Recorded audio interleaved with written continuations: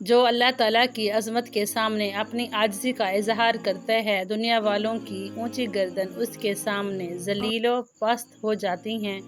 جو اللہ تعالیٰ پر توکل کرتا ہے، اس کے بڑے بڑے دشوار کام آسان ہو جاتے ہیں۔ تنگ دستی جسے لوگ معیوب سمجھتے ہیں، اس مال سے اچھی ہے جس میں انسان برائی سے کماتا ہے۔ بخیل ہمیشہ ذلیل اور حاسد ہمیشہ بیمار رہتا ہے۔ لوگوں پر انعام کرو تاکہ تمہارے شکر گزار ہوں، اور ان کا خوف رکھو تاکہ وہ تمہارا خوف رکھیں، اور دل لگی نہ کرو ورنہ ذلیل و رسوا ہوگے۔ جو شخص نیک کام کرنے کا ارادہ کرتا ہے، وہ اہل ایمان کی تائید و مدد کرتا ہے۔ جو برائی سے روکتا ہے، وہ فاسقوں کو ذلیل و رسوا کرتا ہے۔ جو شخص آخرت کو زیادہ یاد کرتا ہے، اس سے کوئی نہ کوئی ضرور کینہ رکھتا ہے۔ بدکاری بد اصلی کی دلیل ہے۔ دنیا کا غلبہ دراصل ذلت ہے۔ جو شخص نیک کام کرنے کا ارادہ کرتا ہے، وہ اہل ایمان کی تائید و مدد کرتا ہے، برائی سے روکتا ہے، فاسقوں کو ذلیل و رسوا کرتا ہے۔ جو احسان کے لائق ہوں، ان سے احسان کرتے رہو، اور تمہارے دشمن ذلیل و رسوا ہوں گے۔ جس کی اصلاح عزت سے نہیں ہوتی، وہ ذلیل و رسوا کرنے سے درست ہو جاتا ہے۔ بہترین ذکر قرآن مجید کی تلاوت ہے۔ سورج فجر۔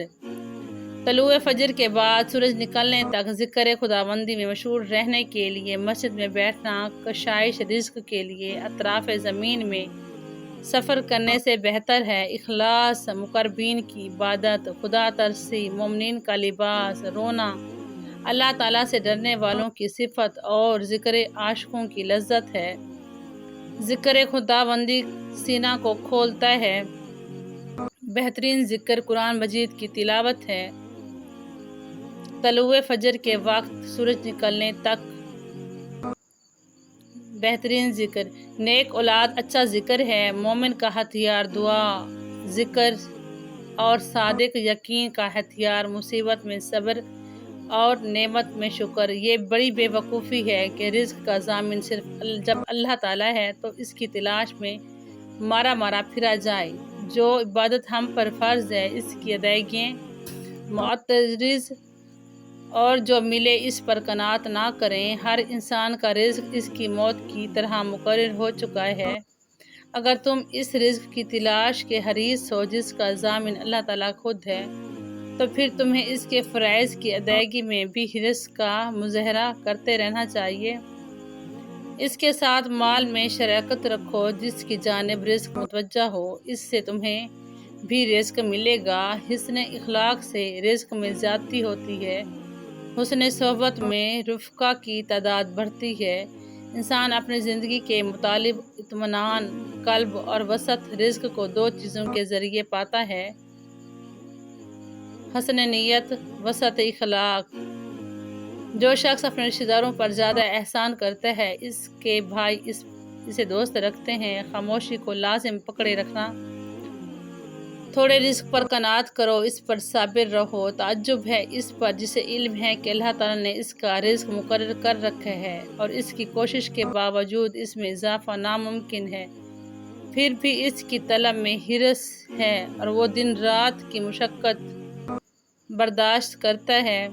جو شخص اپنے رشتہ داروں پر زیادہ احسان کرتا ہے، اس کے بھائی اسے دوست رکھتے ہیں۔ خاموشی کو لازم پکڑے رکھو، تھوڑے رزق پر قناعت کرو، اور صبر رکھو۔ تعجب ہے اس طلوع فجر کے بعد سورج نکلنے تک ذکر خداوندی میں مشغول رہنے کے لیے مسجد میں بیٹھنا کشائش رزق کے لیے اطراف زمین میں سفر کرنے سے بہتر ہے۔ ہر آدمی کی رائے اس کا ذاتی تجربہ ہوتی ہے۔ ہر شخص کو رزق اس کی نیت کے موافق ملتا ہے۔ طلوع فجر کے بعد سورج نکلنے تک تقدیر خداوندی قوت اور کوشش سے ہرگز دور نہیں ہوتی۔ رزق حرص اور طلب سے نہیں ملتا۔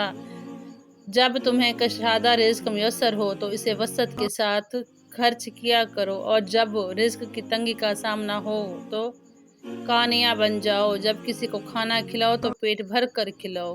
جب کبھی مطلب کا پورا ہونا، کبھی رزق کا کشادہ ہونا۔ رزق کی تقسیم ہو چکی۔